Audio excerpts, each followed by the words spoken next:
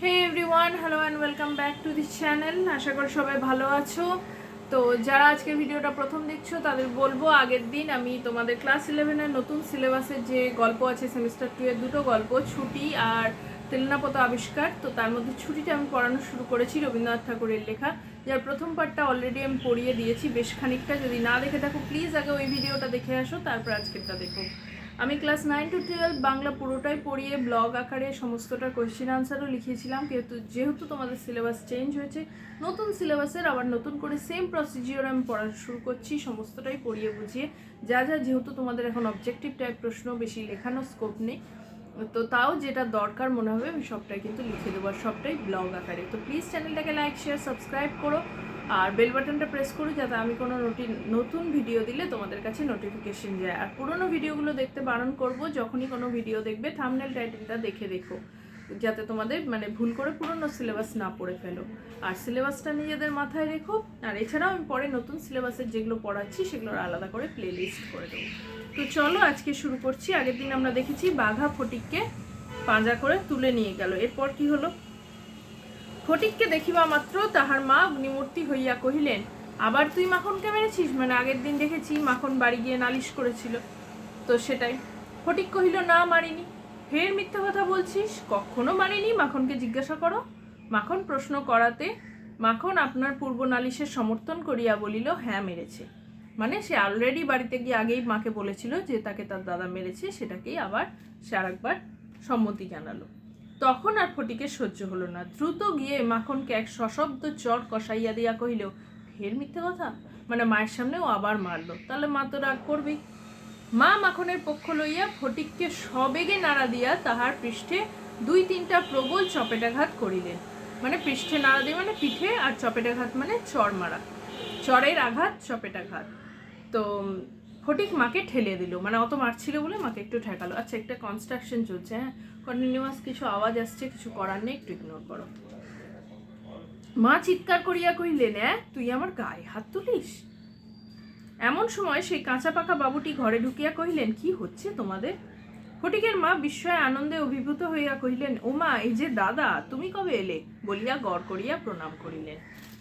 এই আগের দিন যাকে আমরা দেখলাম, ফটিক যখন নৌকায় বসছিল, একজন লোক যার চুল পাকা, গোঁপটা কাঁচা, সে যখন তাকে জিজ্ঞেস করছিল চক্রবর্তীদের বাড়ি কোথায়, ফটিকদের বাড়ি জিজ্ঞেস করছিল। গল্পের প্রথমেই আমরা পেয়েছি ফটিকের নাম ফটিক চক্রবর্তী।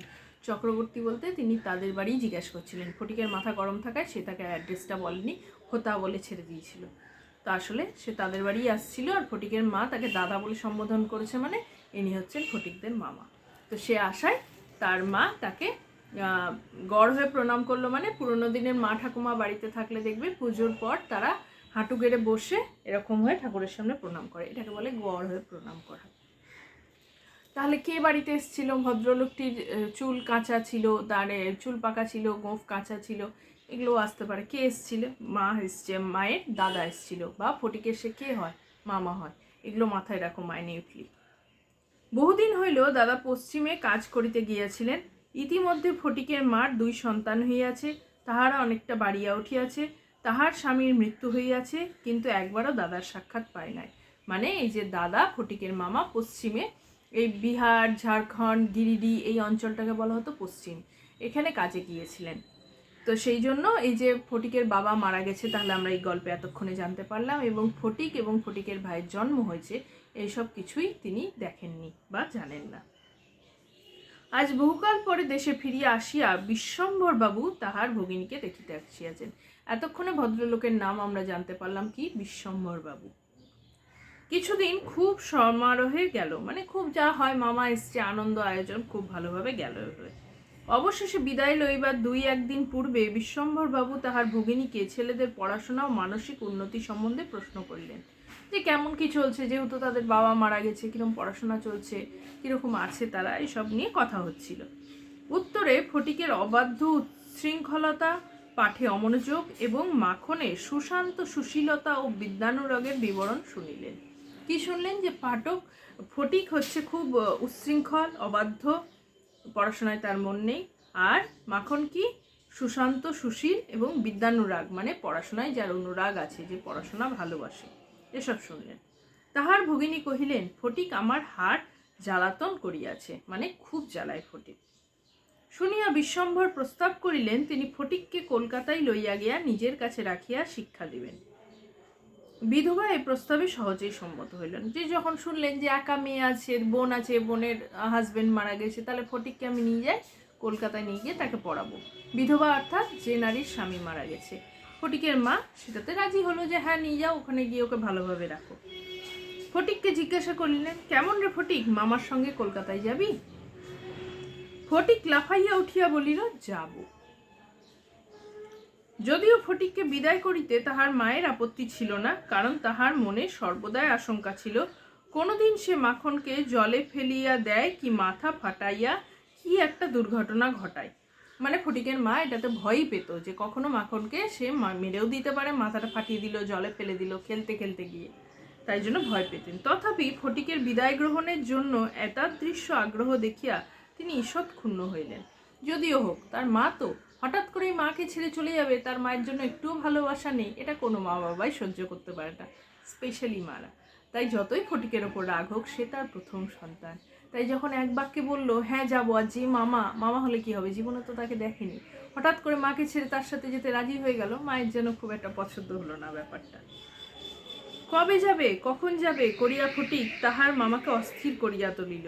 উৎসাহে তাহার রাত্রে নিদ্রা হয় না। আসলে সে তো কখনো বাড়ির বাইরে যায়নি, ওই গ্রামটা একটা নতুন জায়গা দেখতে পাবে, মাকে ছেড়ে থাকবো, মাখনকে ছেড়ে থাকবো, গ্রাম ছেড়ে যাবে, নিজের বন্ধুরা ছুটে যাবে, ওখানে গিয়ে একটা বদ্ধ জায়গা, গ্রামের মতো খোলামেলা জায়গা তো আর শহর নয়, সেসব কিন্তু ওই ছোট মাথায় আসছে না, আসার কথাও নয়।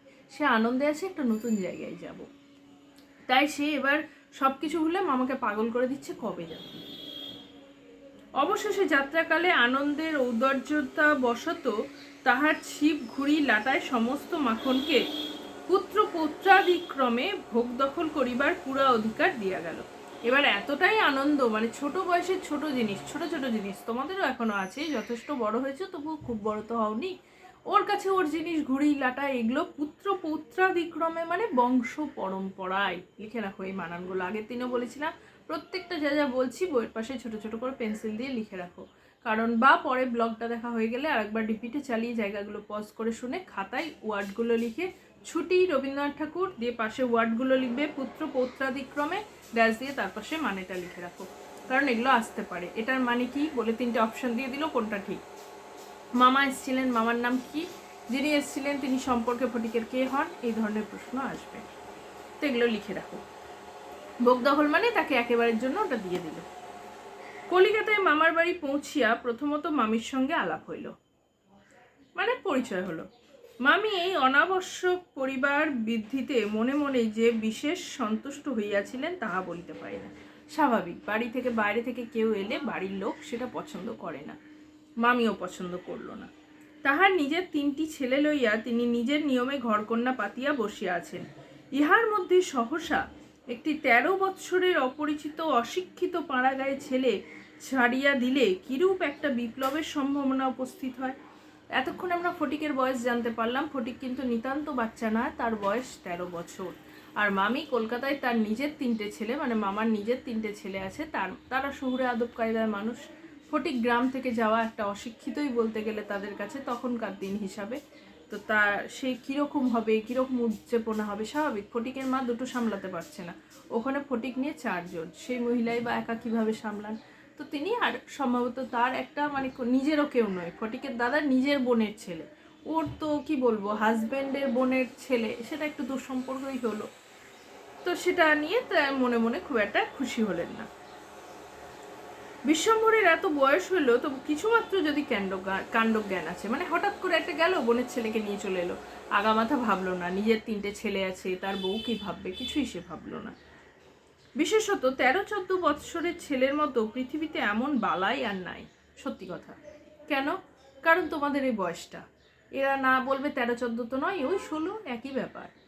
কারণ এরা না বাচ্চা থাকে না বড় হয়, এদেরকে না মেরে বুকে শাসন করা যায়, না বুঝিয়ে কিছু বলা যায়। সব কথাই আশা করি নিজেদের সাথে রিলেট করতে পারছো। কিছু বোঝাতে গেলে মনে হয় বেশি জ্ঞান দিও না, আমি এগুলো খুব ভালো বুঝি, আমি তো এখন বাচ্চা নেই। আবার যদি বড়দের মতো ট্রিট করা হয় তো সেই বড়দের ব্যাপারগুলো তো সব এখনো বুঝে ওঠোনি, তাই বয়সটা সত্যিই খুব বালায়। ছোটো বাচ্চা থাকলে কি এই এটা করিস না, ছাট করে একটা মারটা তোমাদের এখন দেওয়া যায় না। আবার সব কিছু এমন বয়সও হয়নি যে বড়দের মতো সব কিছু নিজে নিজে করে নিতে পারবে। তো এটা একটা বালায়ের বয়স, সবারই আসে, নতুন কিছু নয়। শোভাও নাই, কোনো কাজেও লাগে না। মানে ছোট বয়সের যে শোভা লাগা, একটা মিষ্টি বাচ্চা, ছোট্ট বাচ্চা, সেটাও নেই। আবার কোনো কাজেও লাগে না, মানে কাজ দিলে অকাজই বেশি হবে। স্নেহ উদ্রেক করে না, তাহার সঙ্গ সুখও বিশেষ প্রার্থনীয় নহে। স্নেহ মানে যেটা বললাম, ছোট বাচ্চা থাকলে একটা আলাদা ব্যাপার থাকে, এই হেসে খেলে বেড়াচ্ছে সেটা না। আবার সঙ্গ সুখ না, এদের সাথে তোমাদের সাথে কি কথা বলবে, বেশি কথা পছন্দ করো না, তোমরা একটু নিজের জোনে থাকতে পছন্দ করো। তোমরা বলছি মানে এই বয়সটার সাথে তোমরা রিলেট করতে পারবে। সবাই গেছি, আমরাও গেছি, এমন তো না ছোটবেলা থেকে হট করে আজকে এখানে বসে গেছি, এরম তো হয়নি। তাহার মুখে আধো আধো কথাও ন্যাকামি, পাকা কথাও জ্যাঠামি, কথা মাত্রই প্রগল্ভতা। প্রগল্ভতা মানে বেশি কথা বলা। ছোট ছোট কথা বললে ন্যাকামি লাগে, বাচ্চাদের মতো কথা, বেশি বড় কথা বললেও সেটা মনে হয় জেঠামি, অতি পেকে গেছে। হঠাৎ কাপড় চোপড়ের পরিমাণ রক্ষা না করিয়া বেমানান রূপে বাড়িয়া ওঠে।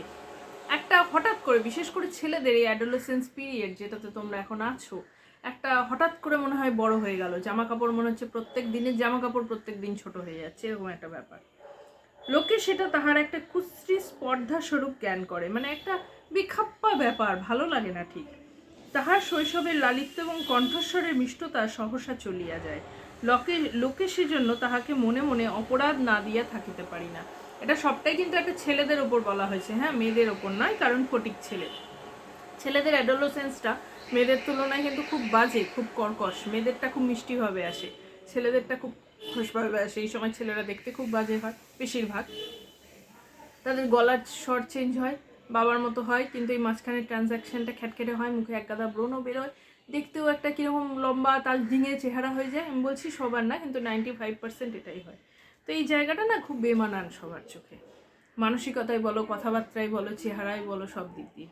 শৈশব ও যৌবনের অনেক দোষ মাপ করা যায়, কিন্তু এই সময় কোনো স্বাভাবিক অনিবার্য ত্রুটিও যেন অসহ্য বোধ হয়। স্বাভাবিকভাবে বাচ্চা ঠিক আছে, ছোট হয়ে গেছে, কিন্তু এখন ছোট নয়, এখন বড়। আবার তাহলে বড় মানে সম্পূর্ণ বড় না, সেটাও না। তো এটা দোটামো না, আমরাও পার হয়ে এসেছি, কিন্তু আমাদের সামনে যখন এই বয়সী ছেলে মেয়েরা আসে, সেটা যেন কোথাও একটু কটু লাগে। তখন কি করি, নিজেরটা মনে করে একটু মেনে নিতে, মানিয়ে নিতে চেষ্টা করি। সেটাই সব বড়দের করা উচিত। সেও সর্বদা মনে মনে বুঝিতে পারে পৃথিবীর কোথাও সে ঠিক খাপ খাইতেছে না। এই সময় ছেলেমেয়েরা হয়তো রিলেট করতে পারবে যে একটু একাকিত্ব বোধ করে। সবাই আমাকে বকছে, এই তো কদিন আগে সবাই ভালোবাসতো, ছোট ছিলাম, এখন কেন কেউ আমার কথা বুঝছে না, আমি কেন বোঝাতে পারছি না। একটু একা থাকতে ভাল লাগে, আবার বেশি একা থাকলেও কীরকম একটা ডিপ্রেশন লাগে। তো দেখো, আমি সবসময় বলি, তোমাদেরও বলবো, তোমাদের সিলেবাস সেট করা হয় ক্লাস 1 থেকে 12, গ্র্যাজুয়েশন, মাস্টার্স, পিএইচডি, সবসময় যেটা তোমার বয়স সেই অনুযায়ী যেন পড়াশোনাটা হয়। তোমরা এই এজে আছো, এই এজ অনুযায়ী যাতে তোমরা রিলেট করতে পারো। বিশেষ করে সাহিত্য, আর্টস কমার্স কি হয়, যেটা তোমাদের ব্রেন নিতে পারবে ততটা দাও হয়। সাহিত্য কি হয়, তুমি যেন নিজের সাথে তাকে রিলেট করতে পারো। এরকম ক্যারেক্টার, এরকম ঘটনা যেখানে থাকে, সেই সমস্ত গল্প, উপন্যাস, কবিতা, নাটকই তোমাদের দেওয়া হয়। তাহলে এই যে ফটিক, এর সাথে কোথাও না কোথাও, গ্রামে যারা থাকো তারা পুরোপুরি, শহরে যারা থাকো তারা কিছুটা হলেও রিলেট করতে পারবে। তাই এই জন্য সাজেস্টিভ পড়াশোনা না, একটু থরলি পড়াশোনার দরকার আছে, জীবন বোধ করে তোলার দরকার আছে। তো এই জন্য ঠিক খাপ খাইতেছে না, এই জন্য আপনার অস্তিত্ব সম্বন্ধে সর্বদা লজ্জিত, ক্ষমা প্রার্থী হয়ে থাকে। তারা একটু নিজেদেরকে গুটিয়ে নেয়। অথচ এই বয়সে স্নেহের জন্য কিঞ্চিত অতিরিক্ত কাতরতা মনে জন্মায়, যে সবার কাছে একটু আমি গণ্য হব। তাই বাড়িতে যখন থাকে তারা একটু বড় বড় আচরণ করে। স্পেশালি ছেলেরা বাবার মতো হতে চায়, বাবার সাথে কম্পিট করতে চায়। আমি বড়, আমি জিনিসটা জানি, আমি এই কাজটা করব।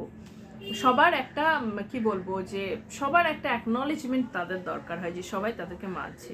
অথচ এই বয়সে যদি সে কোনো সহৃদয় ব্যক্তির নিকট হইতে স্নেহ কিংবা সখ্য লাভ করিতে পারে, তবে তাহার নিকট আত্মবিকৃত হইয়া যায়।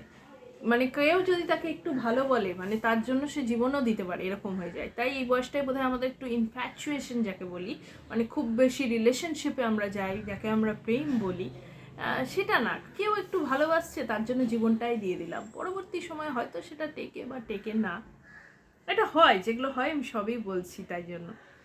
কিন্তু তাহাকে স্নেহ করিতে কেহ সাহস করে না, কারণ সেটা সাধারণের প্রশ্রয় বলিয়া মনে করে। সুতরাং তাহার চেহারা এবং ভাবখানা অনেকটা প্রভুহীন পথের কুকুরের মতো হইয়া যায়। এখানে রবীন্দ্রনাথ খুব ভালো একটা কথা বলেছেন যে সে সবার কাছে ভালোবাসা চায়। এটা সাধারণ, আমি প্রেমের কথা বলছি না, কিন্তু কেউ তাকে ভালোবাসতে চায় না, কারণ ভালোবাসলে একটা ভয় থাকে যে সে বেপথে না চলে যায়, সে বিগড়িয়ে না যায়, সে হয়তো এটা ঠিক নিতে পারবে না।